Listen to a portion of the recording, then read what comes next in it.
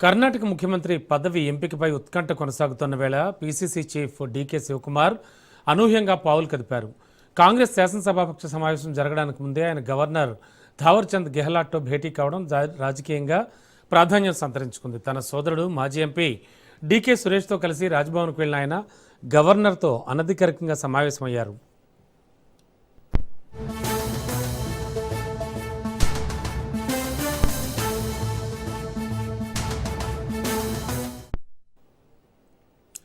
సీఎంగా తనను ఎన్నుకునే పక్షంలో ప్రమాణ స్వీకార ఏర్పాట్లు తేదీలపై చర్చించేందుకే భేటీ జరిగిందని శివకుమార్ వర్గాలు చెబుతున్నాయి. జ్యోతిష్యులు సూచించిన ప్రకారం జూన్ 1, 3, 5 తేదీల్లో ఒక మంచి ముహూర్తాన్ని ఖరారు చేసే అంశంపై గవర్నర్తో చర్చించినట్లు తెలుస్తోంది. ముఖ్యంగా జూన్ 3న ప్రమాణ స్వీకారం చేసేందుకు డీకే శివకుమార్ మొగ్గు చూపుతున్నారని, ఈ విషయాన్ని గవర్నర్ కార్యాలయానికి కూడా చేరవేసినట్లు విశ్వసనీయ వర్గాల సమాచారం.